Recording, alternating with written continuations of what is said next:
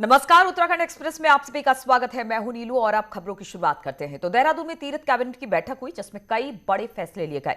1 जुलाई से चारधाम यात्रा शुरू करने को लेकर बैठक पर बातचीत हुई है। 1 जुलाई से चमोली, उत्तरकाशी और रुद्रप्रयाग जिलों के लिए चारधाम यात्रा की शुरुआत होगी और अब एक दिन में अधिकतम यात्रियों की संख्या भी तय होगी। इसके अलावा चारों धामों में एक एक वरिष्ठ अधिकारी भी तैनात होगा। इसके अलावा पंडा पुरोहितों को वैक्सीनेट किया जाएगा। राज्य भर के लिए चारधाम यात्रा शुरू करने पर फैसला बाद में लिया जाएगा।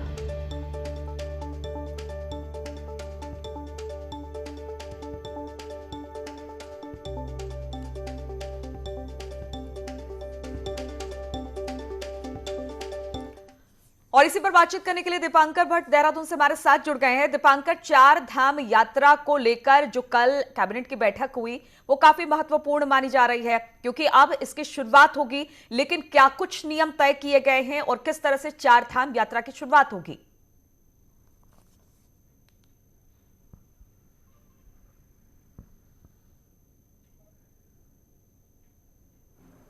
चमोली जनपद के लिए बद्रीनाथ की यात्रा, रुद्रप्रयाग के जनपद के लोगों के लिए केदारनाथ जी की यात्रा और उत्तरकाशी जनपद के लिए गंगोत्री और यमुनोत्री की यात्रा का जो निर्णय विगत दिनों सरकार ने लिया था, उस निर्णय पर चर्चा हुई और सीमित संख्या के साथ जिसकी एसओपी पृथक से जारी की जाएगी।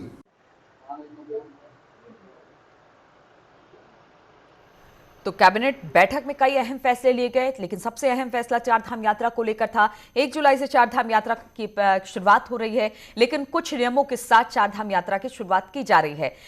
जो 3 जिले हैं, अभी फिलहाल उन्हीं के लोग चारधाम यात्रा कर पाएंगे। बाद में सोचा जाएगा कि राज्य भर में किस तरह से चारधाम यात्रा के लोग पहुंच सकते हैं। दीपांकर हमारे साथ जुड़ गए देहरादून से। दीपांकर, अगर कल की कैबिनेट की बैठक की बात की जाए, बहुत सारे महत्वपूर्ण फैसले हुए, लेकिन सबसे ज्यादा महत्वपूर्ण और सबकी निगाहें चारधाम यात्रा को लेकर थी। अब चारधाम यात्रा की शुरुआत 1 जुलाई से हो रही है। भले ही 3 जिलों को ही लेकर क्यों ना इसकी शुरुआत की जा रही है, लेकिन क्या क्या गाइडलाइन होगी, किस तरह से? क्योंकि कहा यह जा रहा है कि यात्रियों की संख्या पर भी लगाम लगेगी, बहुत कम यात्री वहां पर जाएंगे, तो किस तरह से इन सबका पालन करवाया जाएगा?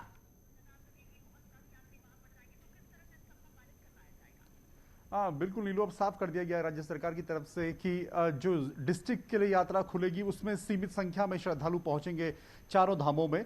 और इसके अलावा जो राज्य के यात्रियों के लिए यात्रा खोली जानी थी 10 जुलाई से, उसके लिए अब एक और कैबिनेट की बैठक होगी और उस कैबिनेट की बैठक में तय होगा कि उस यात्रा में कितने यात्री जा पाएंगे, उसमें किस तरह से नियम कायदे रहेंगे।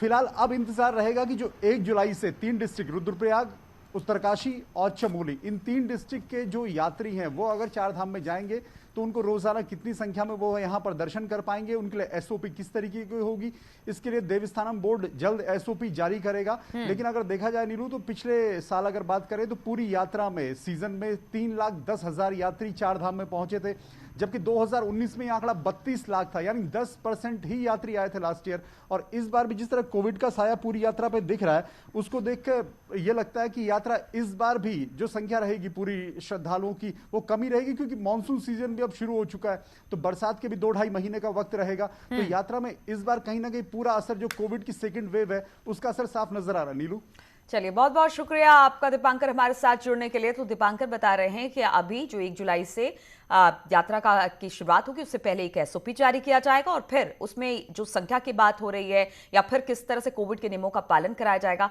उस पर भी बातचीत होगी और उसके बाद ही चारधाम यात्रा की शुरुआत होगी। चलिए अगली खबर की ओर बढ़ते हैं। सीएम तीरथ सिंह रावत ने आपदा प्रभावितों को बड़ी राहत दी है। सीएम ने पिथौरागढ़ और बागेश्वर के आपदा प्रभावित परिवारों को विस्थापित करने का आदेश दे दिया और इसके लिए धनराशि भी जारी कर दी है। पिथौरागढ़ के 27 परिवारों का पुनर्वास होगा, जबकि बागेश्वर में सेरी के 4 प्रभावित परिवारों का भी पुनर्वास होगा। कुल मिलाकर सभी 31 परिवारों के लिए 1,31,00,000 रुपए की धनराशि पुनर्वास के लिए जारी कर दी गई है और इस धनराशि से आपदा प्रभावित इन परिवारों को बड़ी राहत मिल सकेगी।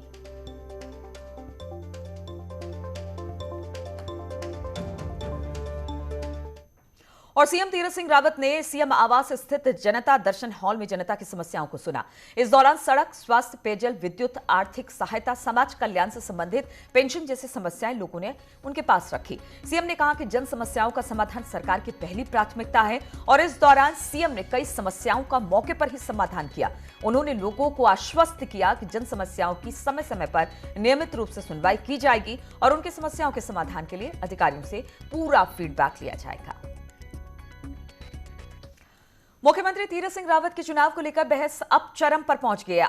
अब अगर चुनाव लड़ सकते हैं या फिर नहीं, इस बहस को छोड़ भी दे तो अगस्त और सितंबर जैसे बरसाती महीनों में जब पूरा पहाड़ कराह रहा होता है, तब चुनाव कराना आसान नहीं होने वाला।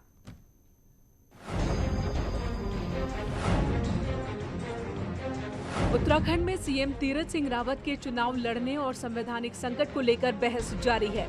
इस सबसे हटकर मान भी लिया जाए कि सीएम चुनाव लड़ेंगे और जैसा कि बीजेपी संकेत दे चुकी है कि सीएम गंगोत्री सीट से ही चुनाव लड़ेंगे, तो भी एक बड़ा संकट चुनाव आयोग के सामने होगा। और वो संकट है बरसात के मौसम में चुनाव कराने का, जब पहाड़ में ज्यादातर सड़कें ठप हो जाती हैं, गधेरे उफान पर होते हैं। तो उस समय मानसून पूरी तरह से पीक पे होता है और आम जनजीवन जो है लोगों का बिल्कुल पूरी तरह से प्रभावित रहता है। सड़कें बंद हो जाती है, लैंड स्लाइडिंग होती है, आप रोड, हमारी जो सड़कें हैं वो ब्लॉक हो जाती है। बल्कि हमने ये देखा कि हमारी जो यात्रा चारधाम चलती थी, इस बार नहीं चली। जिन दिनों यात्रा चलती है वो यात्रा भी बाधित होती है। तो ये अपने आप में बहुत बड़ी चुनौती है। अब अगर सीएम गंगोत्री जैसी विषम भौगोलिक परिस्थितियों वाली सीट चुनते हैं, तब बरसात में यहाँ का चुनाव तो और भी बड़ा चैलेंज साबित होगा। इस दौरान सड़क, रास्ते बंद होने से दर्जनों गांव पूरी तरह से अलग थलग पड़ जाते हैं। तो 18 किलोमीटर पैदल दूरी वाले गांवों तक पोलिंग पार्टीज को पहुंचना भी टेढ़ी खीर साबित होगा। ऐसे में गंगोत्री विधानसभा क्षेत्र में उपचुनाव करवाना, वो भी अगस्त और सितंबर के महीने में, बेहद जोखिम भरा फैसला होगा, खासकर ग्रामीणों के लिए भी और उन लोगों के लिए भी जो इस चुनाव में प्रत्याशी होंगे, साथ ही साथ मतदाताओं के लिए भी और मतदान के काम में जुटे मतकर्मियों के लिए। 10 सितंबर को तीरथ सिंह रावत के कार्यकाल को 6 महीने हो जाएंगे, लिहाजा हर हाल में चुनाव इससे पहले होना होगा। लिहाजा मानसून काल में उपचुनाव कराना सबसे बड़ी चुनौती साबित होने वाला है। न्यूज़ 18 के लिए देहरादून से सुनील नवप्रभात की रिपोर्ट। और बीजेपी के पूर्व नेता रीना गोयल की मुश्किलें और बढ़ सकती हैं। पुलिस ने उसके खिलाफ अपराध की धाराओं को बढ़ा दिया है। आपको बता दें कि रीना गोयल पर क्लेम टाउन इलाके में रहने वाले बुजुर्ग दंपति की कोरोना से मौत के बाद उनकी संपत्ति पर कब्जा करने का आरोप है, जिसकी शिकायत पर पुलिस ने रीना गोयल को अरेस्ट कर कोर्ट में पेश किया, लेकिन बेहद हल्की धाराओं में केस दर्ज हुआ था। न्यूज़ 18 पर खबर दिखाए जाने के बाद डीआईजी गढ़वाल ने मामले का संज्ञान लिया और जांच के आदेश दिए हैं। देखिए, जो हमने एफआईआर की थी उसमें तो विवेचना चल ही रही है। इसके अलावा इसमें कहीं पर ये बात भी आ रही है कि शायद आरोपी द्वारा एक फर्जी ट्रस्ट का जो है बनाया गया है, वो तस्दीक किया जा रहा है। यदि ये सच पाया जाता है तो उसमें अकॉर्डिंगली सेक्शंस बढ़ाए जाएंगे। और रुड़की के मंगलौर इलाके के कुमराड़ा गांव में गुरुवार को तालाब पर अवैध कब्जा कर मूर्ति स्थापित करने को लेकर ग्रामीण और पुलिस प्रशासन के बीच विवाद शुरू हो गया। वहीं मामले में 5 नामजद और 100 अज्ञात लोगों के खिलाफ मुकदमा दर्ज किया गया। पुलिस प्रशासन ने गांव के दोनों पक्षों के साथ वार्ता कर मामले में सहयोग करने की बात कही। एसपी देहात का कहना है कि फिलहाल गांव में शांतिपूर्ण माहौल बना हुआ है और एहतियात के तौर पर पुलिस फोर्स तैनात कर दी गई है। कुछ लोगों द्वारा उसमें मंदिर स्थापना का प्रयास किया गया था, जिसमें एसडीएम और सीओ के द्वारा मौके पर पहुंच के उस अतिक्रमण को हटाया गया। और उसके बाद आज इन लोगों की सभी पक्षों की एक मीटिंग बुलाई गई थी, जिसमें इनको बताया गया कि जो उसमें वैधानिक जो कार्रवाई है जो उसमें की जा रही है उसमें लोग सहयोग भी करेंगे और वहाँ का जो एक हार्मनी वहाँ की बने रहे उसको लेके एक मीटिंग ली गई थी। और कोविड महामारी के कारण लंबे समय से बंद पड़े आरटीओ देहरादून में काम होना शुरू हो गया है। नए लर्निंग लाइसेंस को छोड़कर सभी काम शुरू हो गए हैं। फिलहाल रोजाना हर स्लॉट के लिए 25-25 लोगों को ही मौका दिया जा रहा है। वाहनों की फिटनेस, परमिट, वाहन ट्रांसफर, एनओसी आदि के काम सुचारू रूप से शुरू हो गए हैं। आपको बता दें कि कोविड के चलते 10,000 से अधिक का बैकलॉग परमानेंट लाइसेंस के लिए हो गया था। इससे लोगों को कुछ अब राहत मिली है। जो वाहन का ट्रांसफ़र है, वाहन का जो एनओसी है, वाहन का फिटनेस है, लाइसेंस का जो हमारा रिन्यूअल है, डुप्लीकेट है या इंटरनेशनल लाइसेंस लोगों के जो परमिट बनना है, उनके हमने सबके 25-25 स्लॉट हमने निर्धारित कर दिए हैं। और नैनीताल और उधम सिंह नगर में कम्युनिटी बर्ड रिजर्व बनाने के नाम पर खनन माफियाओं को फायदा पहुंचाने के सांसद मेनका गांधी के आरोप का फॉरेस्ट डिपार्टमेंट ने खंडन किया है। डिपार्टमेंट का कहना है कि कम्युनिटी रिजर्व पर अभी केवल विभिन्न डिपार्टमेंट से क्लियरेंस लेने का काम चल रहा है। कम्युनिटी रिजर्व पर अभी काम शुरू नहीं हुआ है। साथ ही कहा कि तराई भाबर में बड़े पैमाने पर साइबेरिया और ट्रांस हिमालय से माइग्रेटरी बर्ड आते हैं, इसलिए केंद्रीय वन मंत्री के निर्देश के बाद उत्तराखंड में पहला कम्युनिटी बर्ड रिजर्व बनाने के लिए उधम सिंह नगर और नैनीताल को चुना गया। मेनका गांधी ने मुख्यमंत्री को पत्र भेजकर कम्युनिटी बर्ड रिजर्व की आड़ में खनन माफियाओं को फायदा पहुंचाने का आरोप लगाया था। इसके अनुमति के प्राप्त करने के उपरांत ही जो है कार्रवाई की जाएगी। अभी सब पेपर पे काम चल रहा है, प्लानिंग है इसकी कि एक उत्तराखंड का पहला कम्युनिटी जो रिजर्व है माइग्रेटरी बर्ड्स के सुरक्षा और संरक्षण हेतु बनाया जा रहा है। तो इसमें जो परसेप्शन है कि इसमें खनन होगा या इसमें कितने बर्ड्स है जो चल रहा है वहाँ पे, उसकी पूरी एक डिटेल।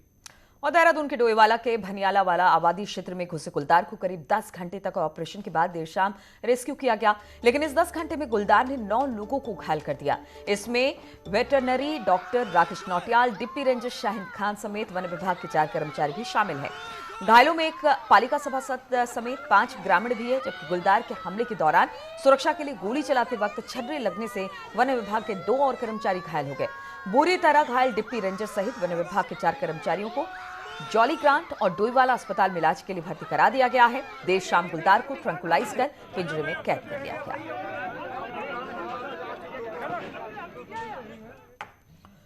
वहीं गुलदार के रेस्क्यू अभियान के दौरान वन विभाग की टीम पर गुलदार ने हमला कर दिया और इस दौरान वन विभाग की टीम के सदस्य घायल हो गए। इन तस्वीरों में आप देख सकते हैं कि किस तरह से गुलदार ने किसी के सिर पर तो किसी के हाथ पर हमला किया। हमले में वन विभाग की टीम के 4 सदस्य घायल बताए जा रहे हैं।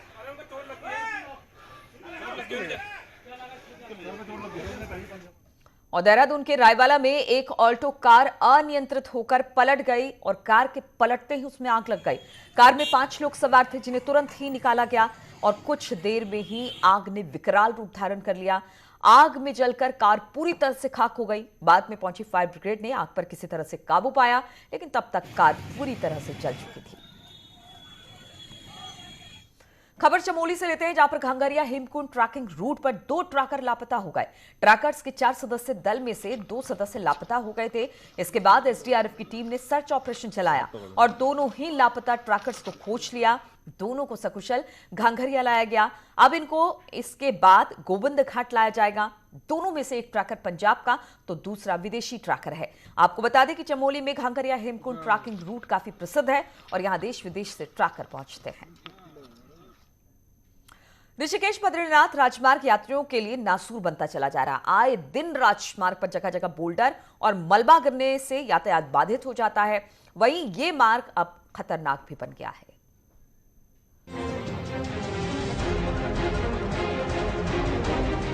ऑल वेदर रोड के अंतर्गत ऋषिकेश बद्रीनाथ राजमार्ग में चल रहे चौड़ीकरण के कार्य से पहाड़ की तस्वीर बदलने की उम्मीद है, लेकिन 90% कार्य पूर्ण होने के बाद दावों के उलट एनएच परेशानियों का सबब बन गया।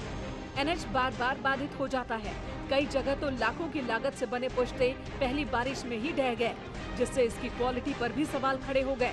श्रीनगर रुद्रप्रयाग के बीच सिरोपगढ़ नरकोटा खांगरा में राजमार्ग भूस्खलन जोन बन गया है। बीते 1 महीने में मलबा और बोल्डर आने से यातायात बाधित रहा। आपको बता दें कि चौड़ीकरण में मशीनों से कटिंग के बजाय विस्फोटक का इस्तेमाल किया गया, जिससे पहाड़ पर दरारें पड़ने से भूस्खलन हो रहा है। हालांकि डेंजर जोन वाले स्थानों का ट्रीटमेंट किया जा रहा है। संबंधित विभाग को जांच करने के लिए और उसको इंस्पेक्ट करने के लिए उसके बारे में एक रिपोर्ट तैयार करने के लिए निर्देश दिए हैं। और बद्रीनाथ हाईवे है, उस पर भी कुछ जगहों पे ये बाधा हुई है, परंतु कोशिश यही करी जा रही है और इसमें जिसको कर भी लिया जा रहा है कि तत्काल जैसे ही मार्ग बाधित होता है उसको खुलवाने की कार्रवाई कर ली जा रही है। बार बार हाईवे पर मलबा आने और पुश्ते के टूटने से राजमार्ग आवाजाही के लिए खतरनाक बन गया है। राजमार्ग बंद होने की स्थिति में पुलिस जवानों की तैनाती की जाती है और दूसरे मार्गों से यात्रियों को भेजा जाता है। तो जब भी मार्ग बंद होता है उस समय पर पुलिस के द्वारा तत्काल बैरियर लगाकर ट्रैफिक को डाइवर्ट किया जाता है ऑल्टरनेट रूट से, और जहाँ पर मलबा गिर रहा है उस जगह पर भी ड्यूटी लगाई जाती है, जिससे किसी प्रकार की जनहानि ना हो। कोरोना संकट के चलते अभी चारधाम यात्रा बंद है, जिसकी वजह से अभी तो भले ही ट्रैफिक कम है, लेकिन भविष्य में इस महत्वपूर्ण मार्ग को भारी ट्रैफिक को भी झेलना है, जिसके लिए ये तैयारी फिलहाल नाकाफी दिख रही है। न्यूज़ 18 के लिए रुद्रप्रयाग से शैलेंद्र सिंह रावत की रिपोर्ट। और जम्मू कश्मीर के गुलमर्ग में देश की सेवा करते हुए 11वीं गढ़वाल राइफल्स के जवान मनदीप सिंह नेगी शहीद हो गए। 23 साल के मनदीप पौड़ी गढ़वाल के सतपुली के रहने वाले थे।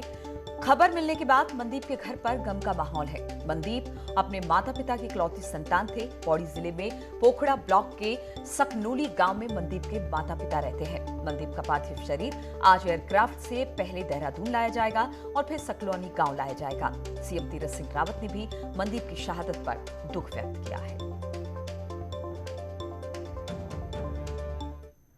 काशीपुर के गंगे बाबा रोड पर एक खाली पड़े प्लॉट में शव पड़ा मिला। खबर मिलते ही लोगों का तांता लग गया।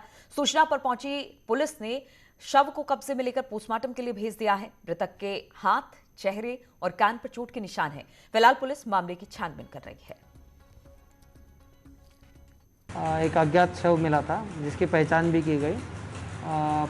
देखने से तो वो कोई हादसा या कोई खून खराबा नहीं लग रहा है, फिर भी बाकी जांच, पुलिस की जांच चल रही है। बॉडी पोस्टमार्टम भेजी गई है और बाकी सारा कार्रवाई पोस्टमार्टम के पश्चात। और अब आपको मौसम का अपडेट देते चले। उत्तराखंड में अगले 4 दिन पहाड़ी जिलों में हल्की बारिश की संभावना है। मौसम विभाग ने इस संभावना को जताया है। मौसम विभाग का अनुमान है कि गढ़वाल और कुमाऊं रेंज की ऊंचाई वाले इलाकों में हल्की बारिश होगी। वहीं मैदानी जिलों में तापमान सामान्य ही रहेगा।